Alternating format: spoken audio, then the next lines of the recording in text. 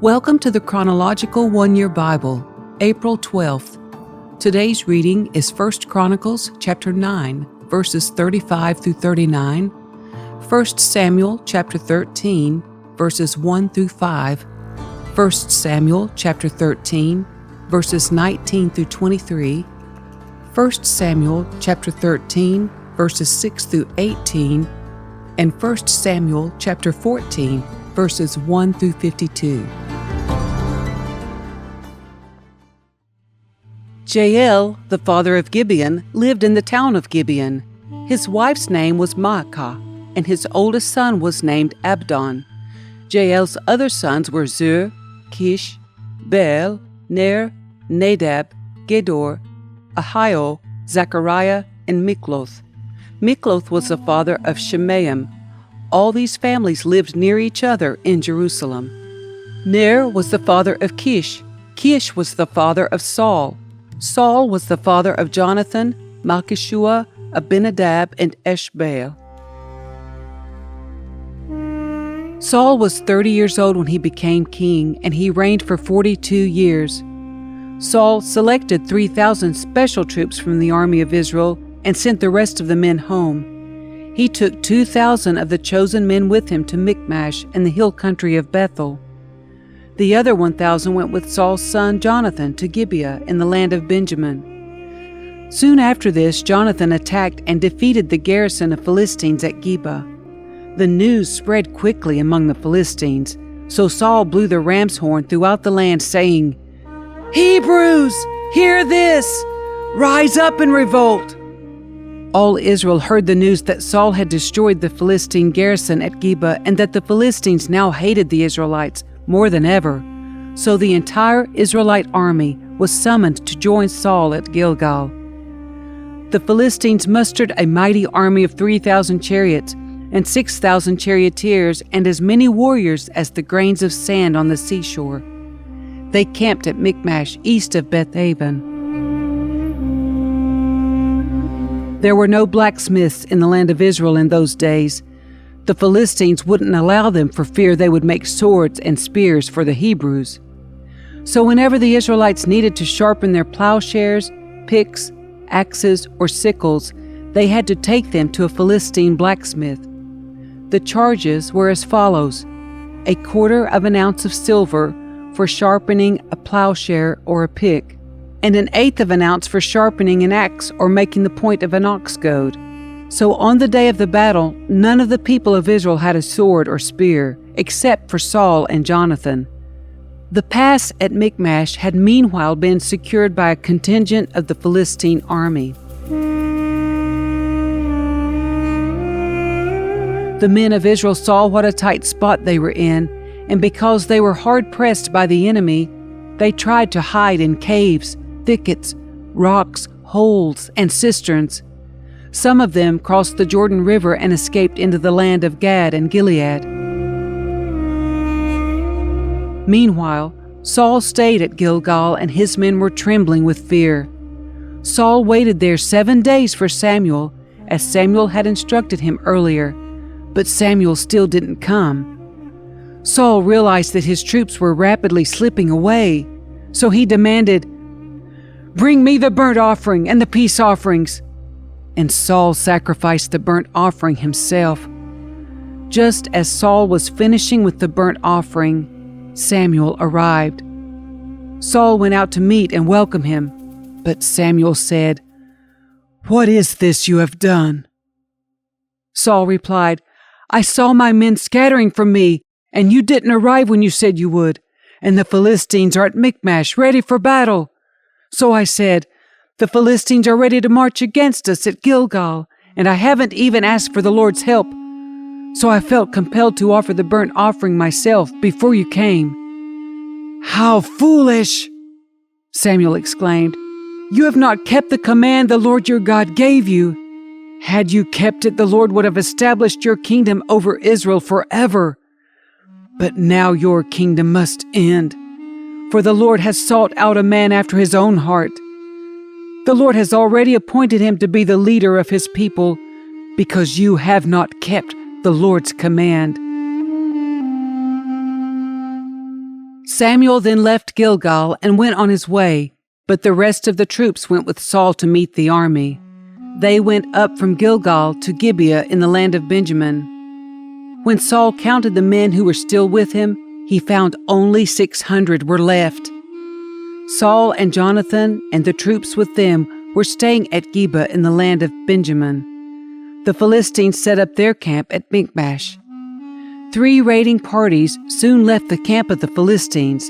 One went north toward Ophrah in the land of Shual, another went west to Beth-horon, and the third moved toward the borders of the valley of Zeboim near the wilderness. One day, Jonathan said to his armor-bearer, "Come on, let's go over to where the Philistines have their outpost." But Jonathan did not tell his father what he was doing. Meanwhile, Saul and his 600 men were camped on the outskirts of Gibeah, around the pomegranate tree at Migron. Among Saul's men was Ahijah the priest, who was wearing the ephod, the priestly vest. Ahijah was the son of Ichabod's brother Ahitub, son of Phinehas, son of Eli, the priest of the Lord, who had served at Shiloh. No one realized that Jonathan had left the Israelite camp. To reach the Philistine outpost, Jonathan had to go down between 2 rocky cliffs that were called Bozez and Senah. The cliff on the north was in front of Michmash, and the one on the south was in front of Gibeah. "Let's go across to the outpost of those pagans," Jonathan said to his armor-bearer. "Perhaps the Lord will help us, for nothing can hinder the Lord. He can win a battle whether he has many warriors or only a few."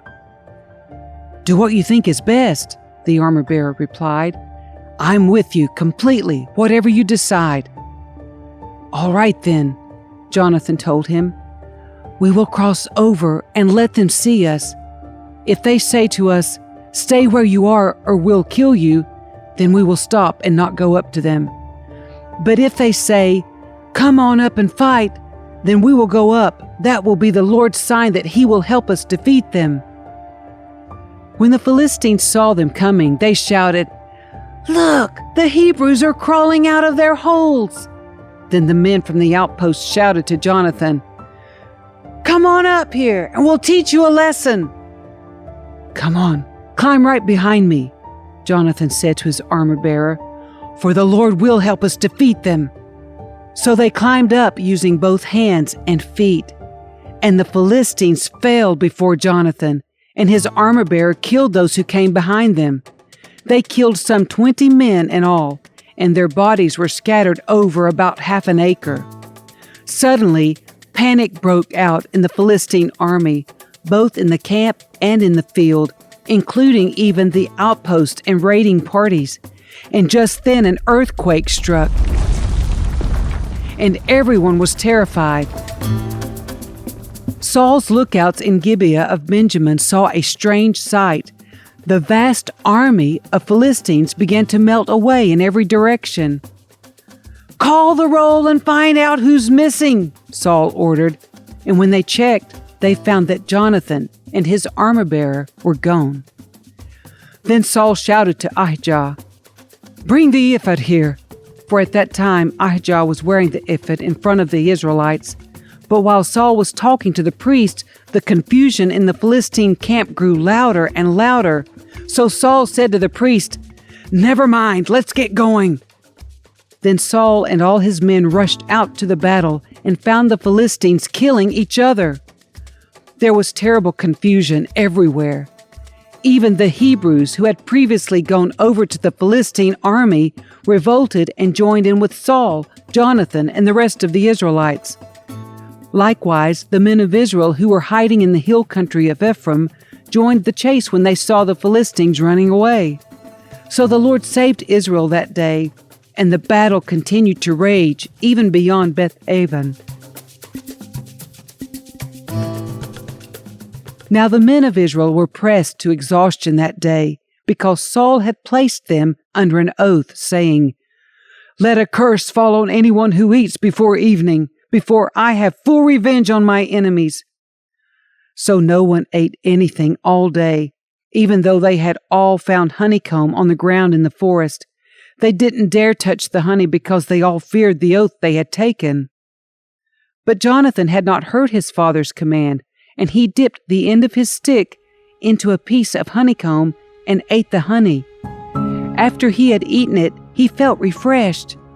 But one of the men saw him and said, "Your father made the army take a strict oath that anyone who eats food today will be cursed. That is why everyone is weary and faint." "My father has made trouble for us all," Jonathan exclaimed. "A command like that only hurts us. See how refreshed I am now that I have eaten this little bit of honey. If the men had been allowed to eat freely from the food they found among our enemies, think how many more Philistines we could have killed." They chased and killed the Philistines all day from Michmash to Ajalon, growing more and more faint. That evening, they rushed for the battle plunder and butchered the sheep, goats, cattle, and calves, but they ate them without draining the blood. Someone reported to Saul, "Look, the men are sinning against the Lord by eating meat that still has blood in it." "That is very wrong," Saul said. "Find a large stone and roll it over here. Then go out among the troops and tell them, 'Bring the cattle, sheep, and goats here to me. Kill them here and drain the blood before you eat them. Do not sin against the Lord by eating meat with blood still in it.'" So that night all the troops brought their animals and slaughtered them there. Then Saul built an altar to the Lord. It was the first of the altars he built to the Lord. Then Saul said, "Let's chase the Philistines all night and plunder them until sunrise. Let's destroy every last one of them." His men replied, "We'll do whatever you think is best." But the priest said, "Let's ask God first." So Saul asked God, "Should we go after the Philistines? Will you help us defeat them?" But God made no reply that day. Then Saul said to the leaders, "Something's wrong. I want all my army commanders to come here. We must find out what sin was committed today. I vow by the name of the Lord who rescued Israel that the sinner will surely die, even if it is my own son Jonathan." But no one would tell him what the trouble was. Then Saul said, "Jonathan and I will stand over here, and all of you stand over there." And the people responded to Saul, "Whatever you think is best." Then Saul prayed, "O Lord, God of Israel, please show us who is guilty and who is innocent." Then they cast sacred lots, and Jonathan and Saul were chosen as the guilty ones, and the people were declared innocent. Then Saul said, "Now cast lots again and choose between me and Jonathan." And Jonathan was shown to be the guilty one. "Tell me what you have done," Saul demanded of Jonathan. "I tasted a little honey," Jonathan admitted. "It was only a little bit on the end of my stick. Does that deserve death?" "Yes, Jonathan," Saul said. "You must die. May God strike me and even kill me if you do not die for this." But the people broke in and said to Saul, "Jonathan has won this great victory for Israel. Should he die? Far from it. As surely as the Lord lives, not one hair on his head will be touched, for God helped him do a great deed today." So the people rescued Jonathan, and he was not put to death. Then Saul called back the army from chasing the Philistines, and the Philistines returned home. Now when Saul had secured his grasp on Israel's throne, he fought against his enemies in every direction, against Moab, Ammon, Edom, the kings of Zobah, and the Philistines, and wherever he turned he was victorious. He performed great deeds and conquered the Amalekites, saving Israel from all those who had plundered them. Saul's sons included Jonathan, Ishbosheth, and Malchishua. He also had 2 daughters, Merab, who was older, and Michal. Saul's wife was Ahinoam, the daughter of Ahimaaz. The commander of Saul's army was Abner, the son of Saul's uncle Ner. Saul's father Kish and Abner's father Ner were both sons of Abiel. The Israelites fought constantly with the Philistines throughout Saul's lifetime. So whenever Saul observed a young man who was brave and strong, he drafted him into his army.